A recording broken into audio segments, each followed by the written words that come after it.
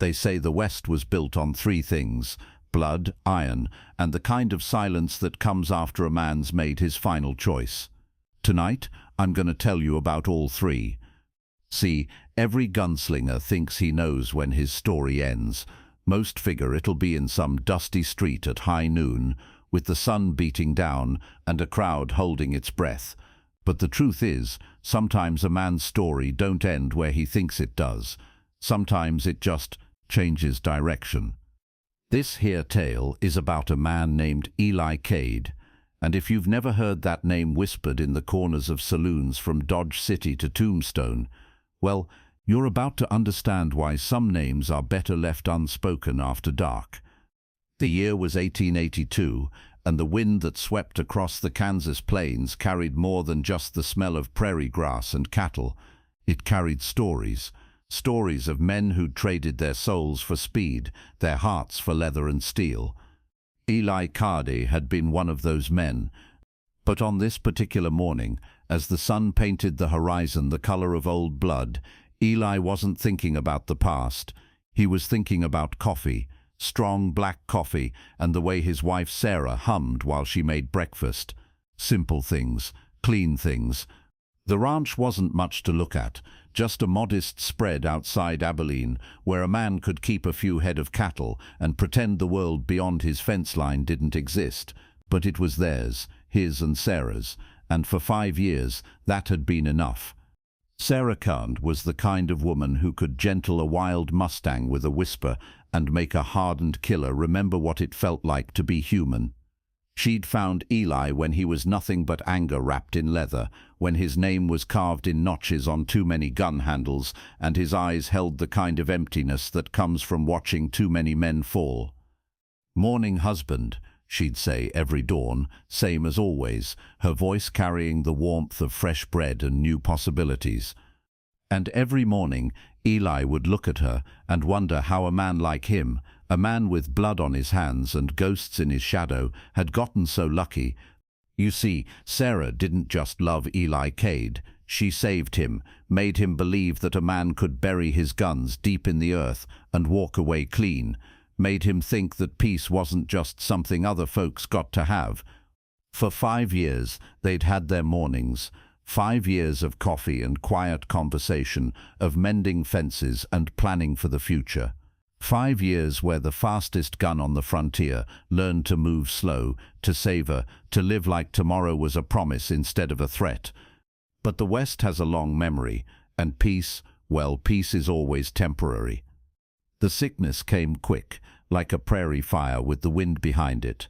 One day Sarah was laughing at something foolish he'd said, and the next she was pale as winter frost, burning up with fever that no amount of cool water could touch. Doc Harrison rode out from town, took one look, and shook his head. "I'm sorry, Eli. Sometimes there just ain't nothing a man can do." But Eli had done impossible things before. He'd outdrawn men who'd never been beat. He'd walked into gun battles where the odds were 5 to 1 against, and walked out with nary a scratch. Surely he could fight this. Surely his will alone could keep her here. For 3 days and nights he sat by her bedside, holding her hand and talking to her about all the tomorrows they were gonna have, about the children they might raise, the horses they'd breed, the garden she wanted to plant come spring. On the 3rd night she squeezed his hand one last time and whispered, "Promise me something, Eli." "Anything," he said, and meant it. "Promise me you won't go back to being what you were. Promise me you'll stay good." He promised. Of course he promised. What else could a man do?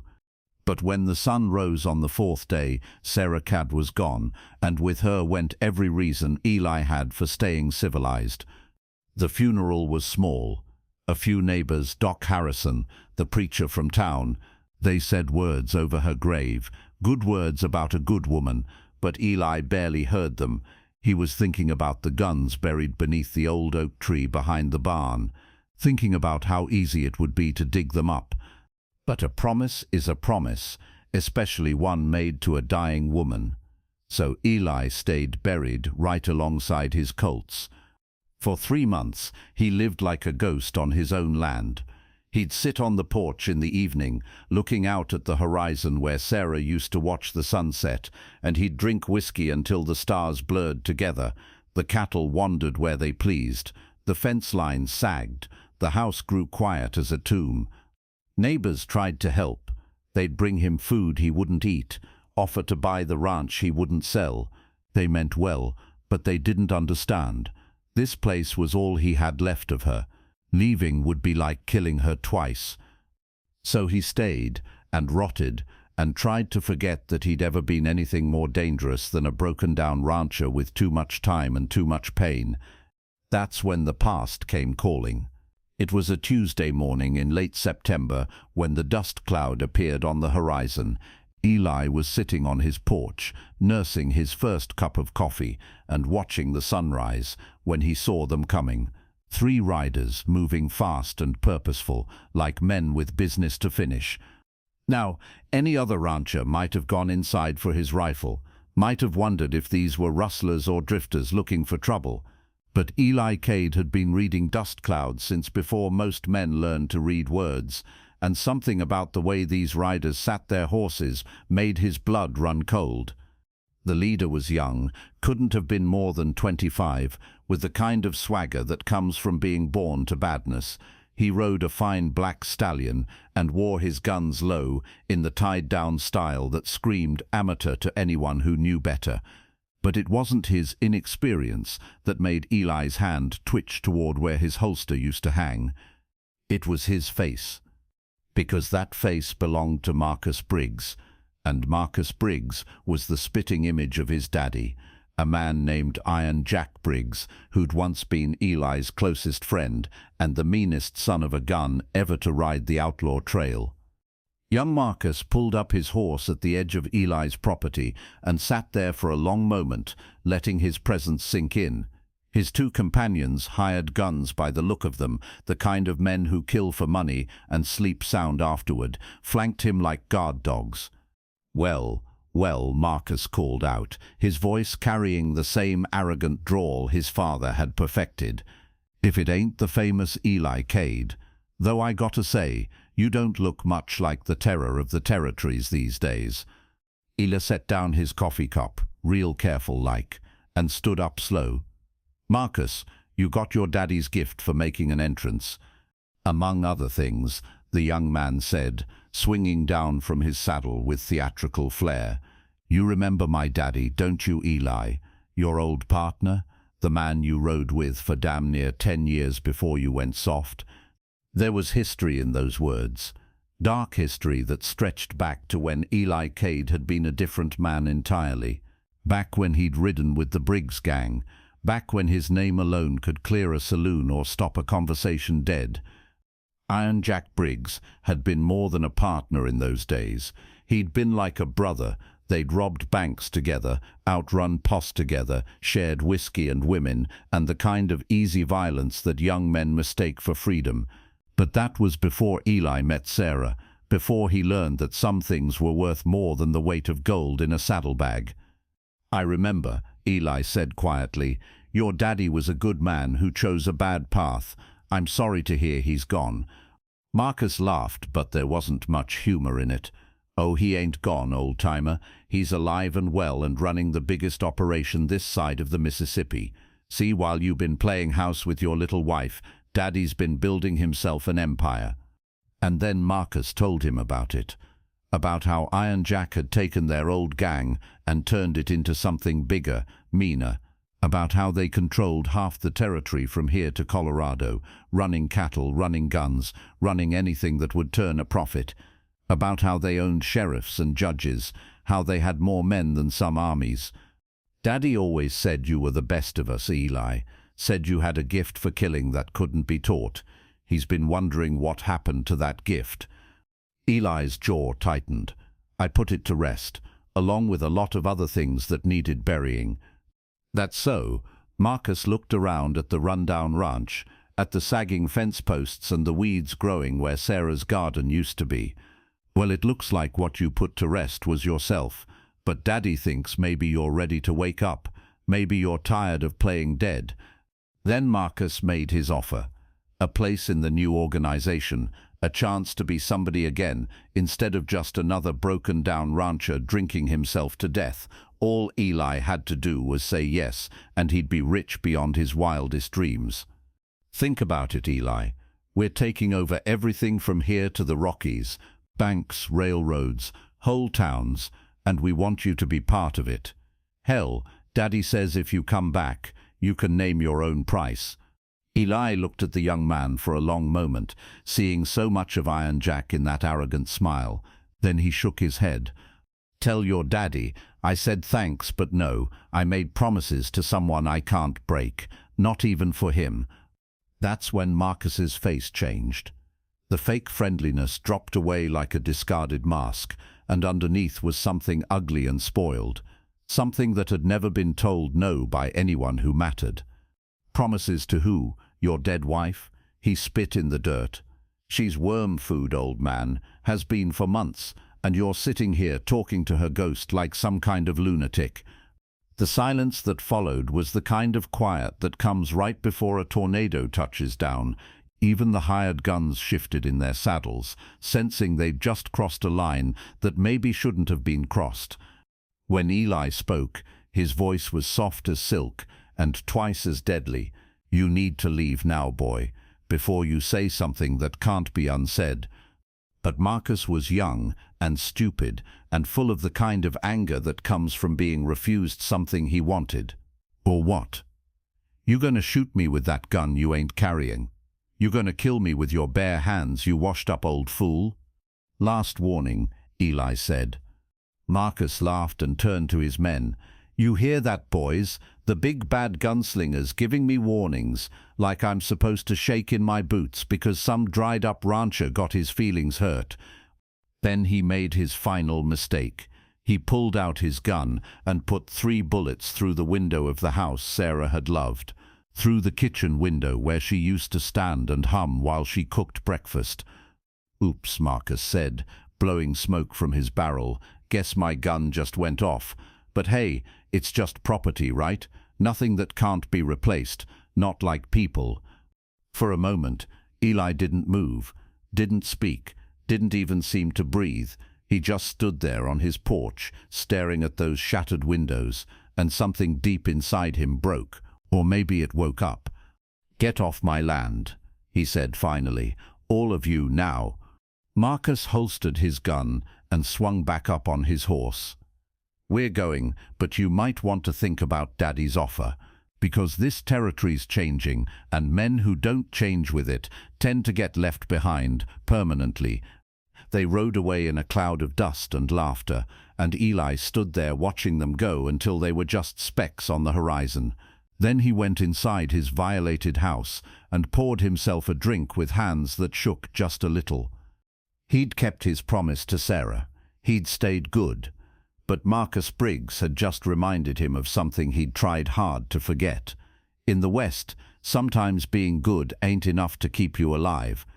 That night, Eli sat on his porch and drank whiskey and thought about broken promises and broken windows, about the guns buried under the oak tree and the woman buried in the cemetery, about what a man does when being civilized stops being an option. He might have stayed there forever, might have drunk himself to death over the next few months if Marcus Briggs had been smart enough to leave well enough alone. But 3 days later, the boy came back, and this time he brought fire. Eli woke to the smell of smoke and the sound of cattle screaming. The barn was already gone, consumed by flames that reached toward the stars like devil's fingers. His livestock, the few head he'd managed to keep, were running wild, some already burning, all of them dying, and standing in the middle of it all, silhouetted against the inferno like some nightmare vision, was Marcus Briggs. "Morning, neighbor," the young outlaw called out cheerfully as Eli stumbled from his house. "Hope we didn't wake you." The hired guns were everywhere, pouring coal oil on anything that would burn, shooting the cattle that tried to escape, laughing like schoolchildren at a picnic.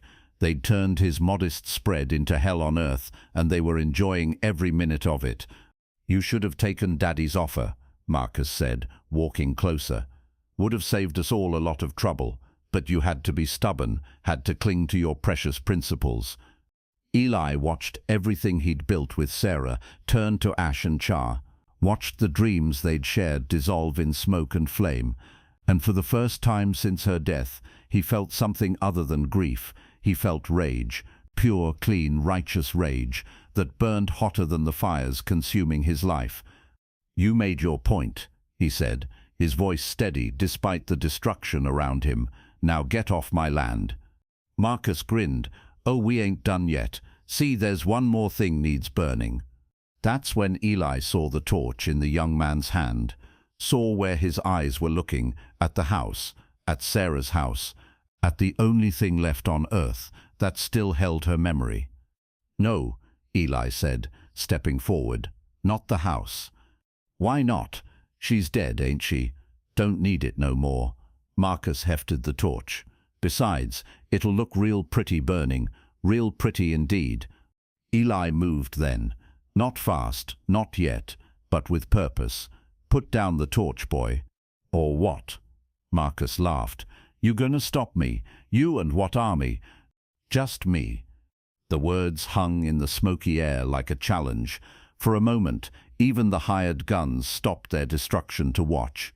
Something had changed in Eli's voice, something that made hardened killers take notice. But Marcus was too young and too drunk on his own power to recognize death when it spoke to him. He reared back and threw the torch in a perfect arc toward the house Sarah had loved. Eli caught it. Not the torch itself that landed in the dirt and sputtered out harmlessly. No, he caught something else. Something that had been sleeping in his soul for 5 years, waiting for just the right moment to wake up. He caught his true nature. Marcus saw it happen, saw the transformation in the old rancher's eyes, the way his whole body seemed to coil like a striking snake. For the first time since arriving, the young outlaw looked uncertain. "Now hold on there, Eli. Don't do nothing stupid." But Eli was already moving. He dove behind the horse trough as Marcus's men opened fire, bullets whining overhead like angry hornets. Then he was rolling, coming up with a burning piece of wood from the barn, hurling it into the face of the nearest gunman. The man screamed and fell, clutching his burned eyes. Eli was on him in an instant, taking his gun, putting a bullet through the second gunman's heart before the man could even aim. Marcus was backing toward his horse, his own gun drawn but shaking. "You crazy old fool. You can't kill us all." "Watch me," Eli said. The third gunman tried to shoot Eli in the back, tried being the important word, because Eli had heard him coming from 20 yards away. He spun and fired in one smooth motion, and another hired killer learned too late that reputation wasn't just another word for luck. That left Marcus. The young outlaw had reached his horse but was having trouble mounting with his hands shaking so bad. When he finally got in the saddle, he looked down at Eli with something approaching terror. "This ain't over," he said, trying to sound tough. "Daddy's gonna hear about this. He's gonna come for you." Eli looked up at him, and in the firelight Marcus could see what his father's old partner had once been, what he was becoming again. "Let him come, but first, boy, you're gonna do something for me." "What's that?" "You're gonna tell him that Eli Cade sends his regards, and you're gonna tell him that he's got exactly 1 week to get out of my territory. All of it, every last man, every last operation, because if I have to come looking for him..." Eli let the sentence hang there like a noose. Marcus spurred his horse and rode off into the night, leaving Eli alone with the burning remains of his peaceful life. But as he stood there watching his barn collapse in a shower of sparks, something strange happened. For the first time since Sarah's death, Eli Cade smiled. When the sun rose the next morning, it shone down on a different man. The grieving widower was gone, buried alongside his wife and his illusions. In his place stood something harder, colder, something that belonged to an earlier, bloodier time. Eli walked to the old oak tree behind where his barn used to be and started digging. The guns were right where he'd buried them 5 years ago, wrapped in oiled cloth and preserved like religious relics. 2 Colt peacemakers with worn grips and perfect balance, each one an extension of his will made manifest in steel. He strapped on the gun belt, and it fit like it had never been away. The weight on his hips felt natural as breathing, familiar as an old song. Then he went to Sarah's grave and knelt down in the morning dew.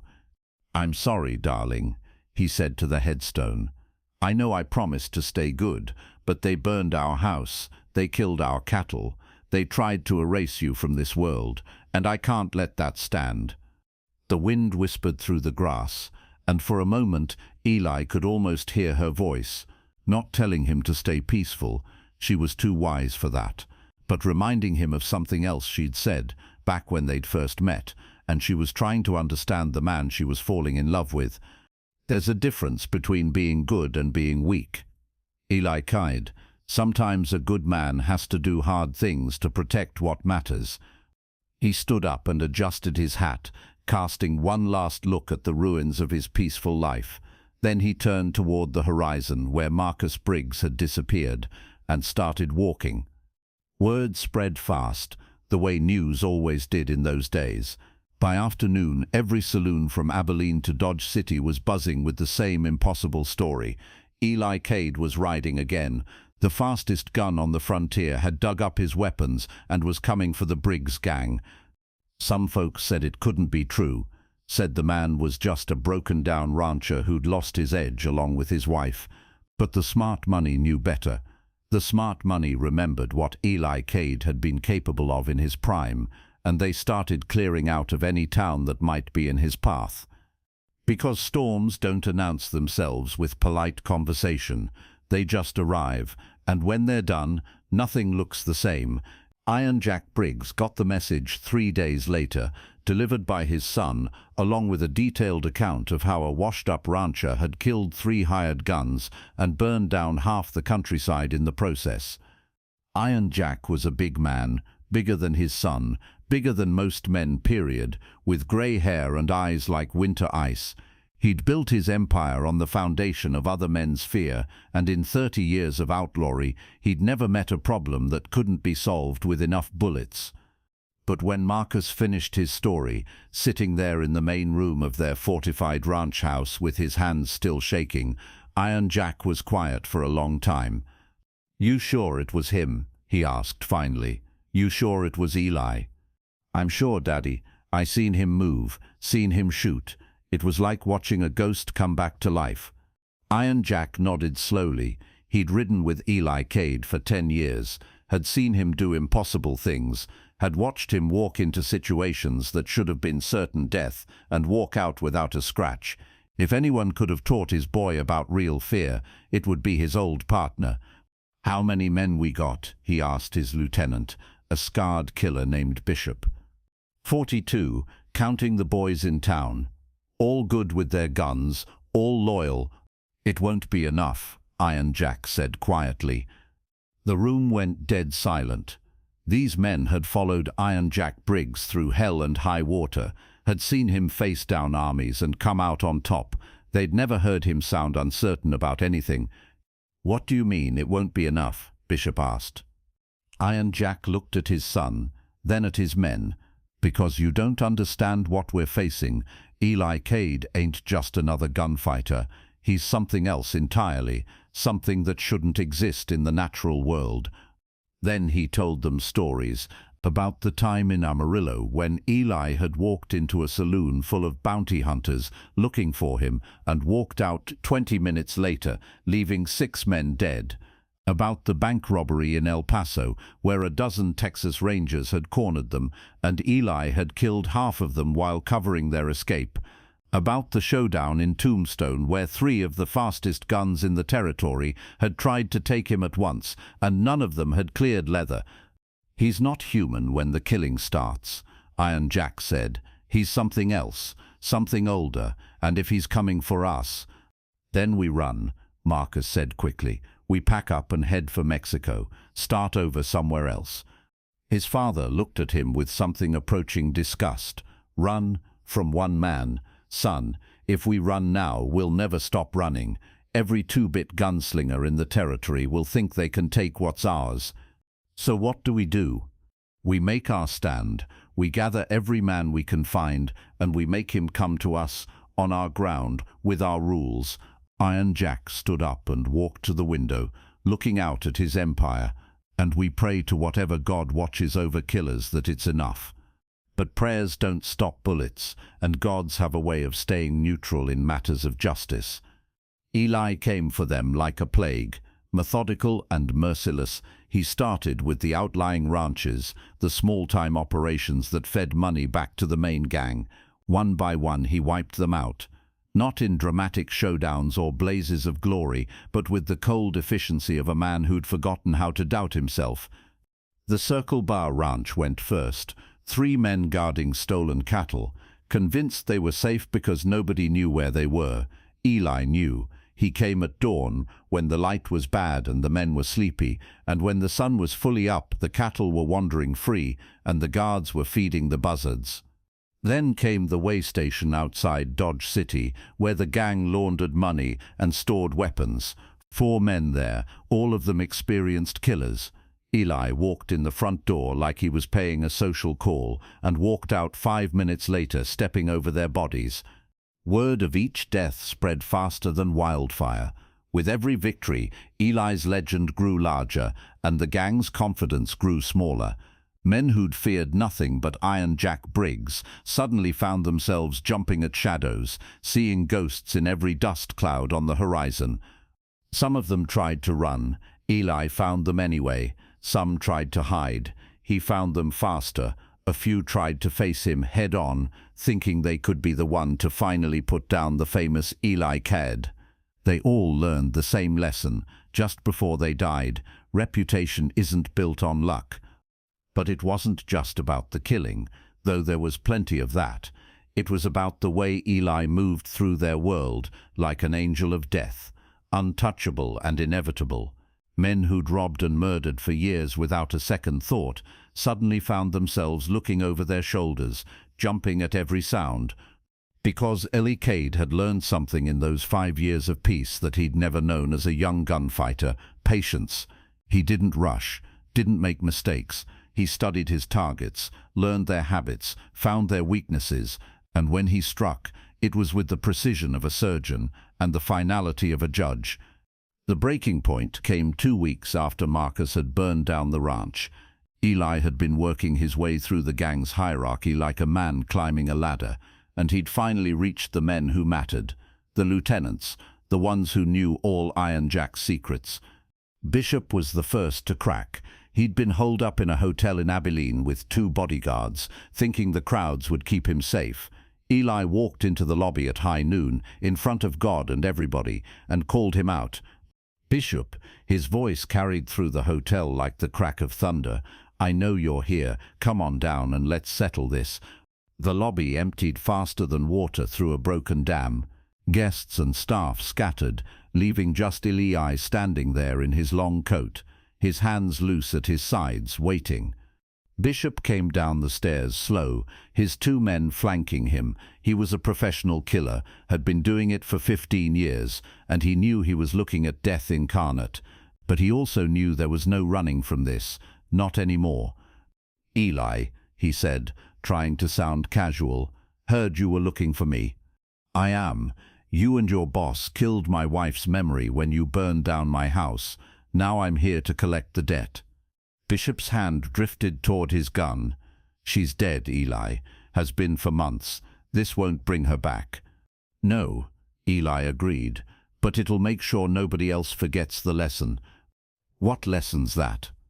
"That some things are sacred, and the man who violates them pays the price." Bishop went for his gun first. He was faster than most men had a right to be.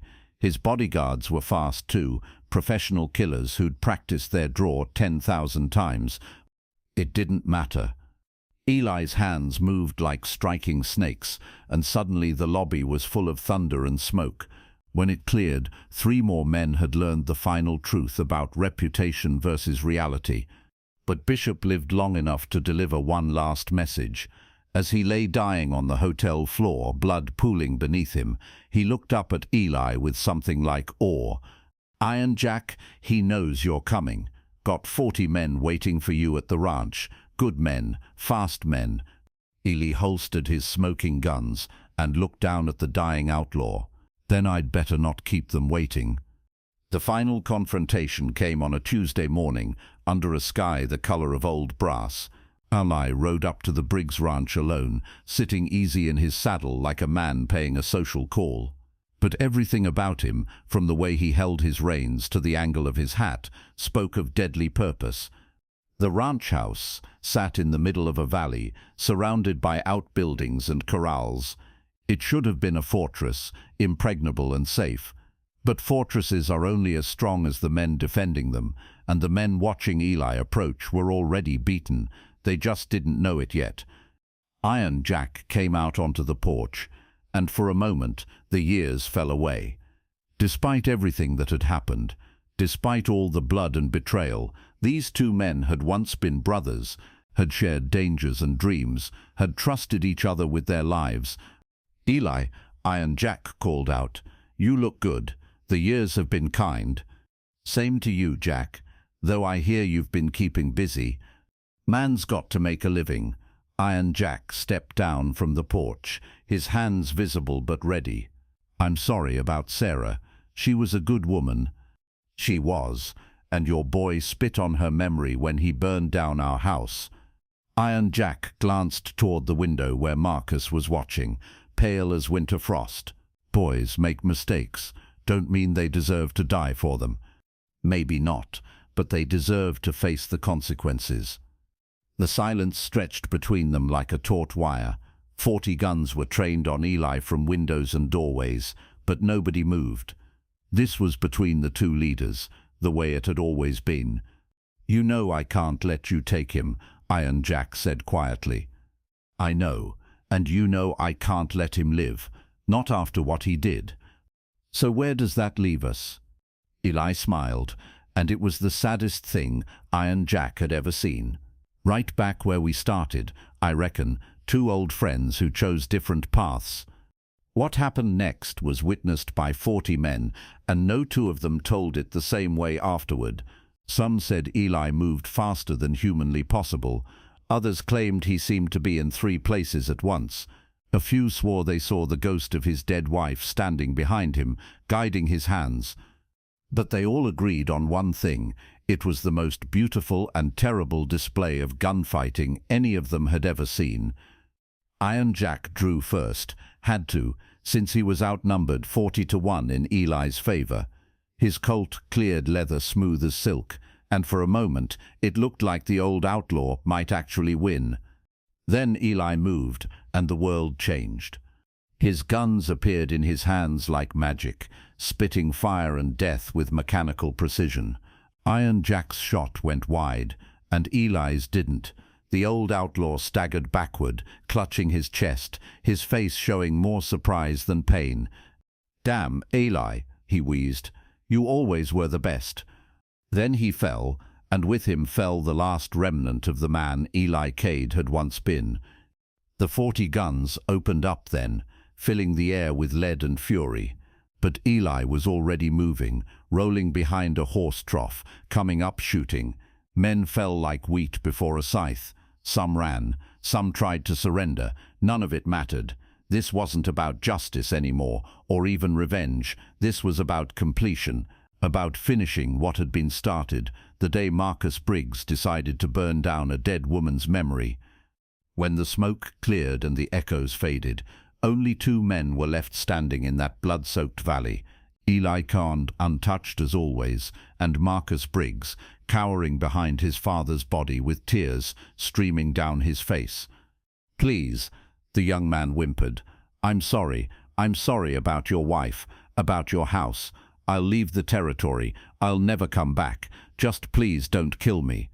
Eli looked down at him for a long moment, seeing not a dangerous outlaw but a frightened boy who'd played with forces beyond his understanding.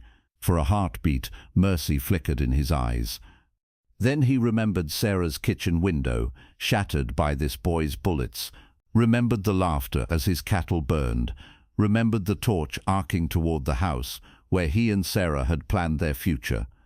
"You're right to be sorry," Eli said quietly, "but sorry don't bring back what you destroyed."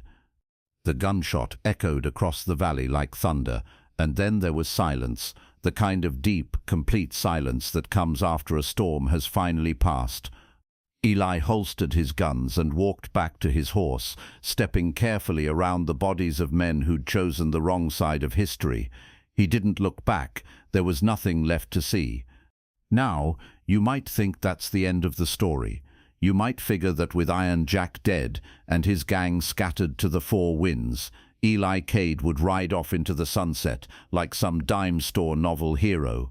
But life ain't a dime novel, and the West don't provide neat endings for men like Eli. 3 days after the battle at the Briggs Ranch, Eli rode into Abilene and walked into the sheriff's office. Sheriff Morrison was a good man, honest, which was rare in those days, and he'd known Eli since before Sarah died. "Eli," Morrison said, looking up from his paperwork, "heard you've been busy." "I have." Eli sat down across from the sheriff's desk, moving slow and careful. 43 men dead, by my count, all of them part of the Briggs organization. Morrison leaned back in his chair. "That's quite a tally. You planning to turn yourself in? If that's what you think is right."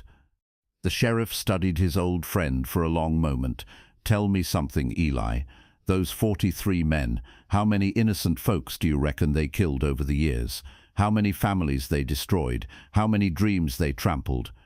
"More than 43, Eli admitted. "And how many people in this territory are sleeping safer tonight because they're gone?" "I couldn't say."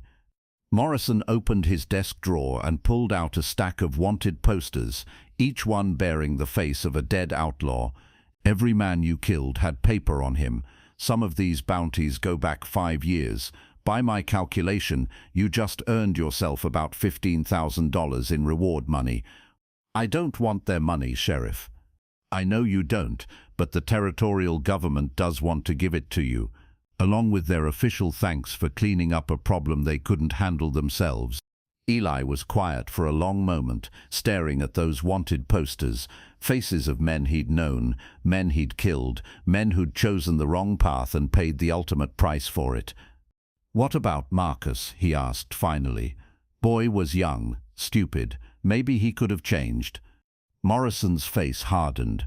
"That boy burned out 3 families before he came for you, killed a shopkeeper in Dodge City because the man shortchanged him a nickel. He was evil, Eli, pure and simple.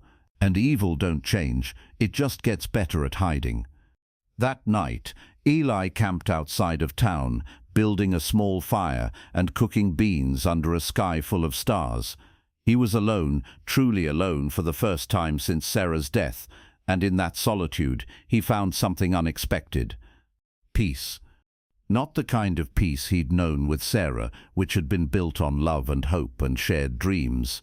This was something different, harder. The peace that comes to a man who's finished his work and can finally rest. He thought about the promise he'd made to Sarah, about staying good.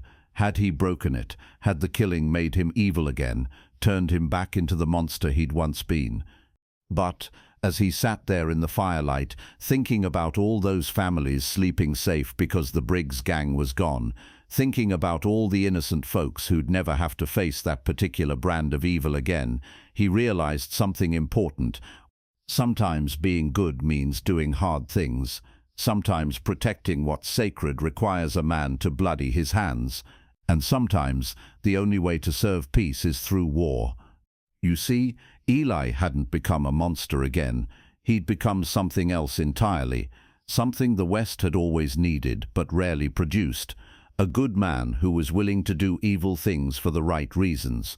A guardian who stood between the innocent and those who would destroy them. Sarah would have understood. She'd always been wiser than he was, always seen deeper into the heart of things. She'd known that the capacity for violence didn't make a man evil. It was what he chose to do with that capacity that mattered. The next morning, Eli rode to Sarah's grave one last time. He knelt beside her headstone and told her about everything that had happened, about the choices he'd made and the prices he'd paid. When he was finished, he placed his guns on the ground beside her marker. "I kept my promise," he said quietly. "I stayed good, even when it was hard, even when it didn't look like it from the outside."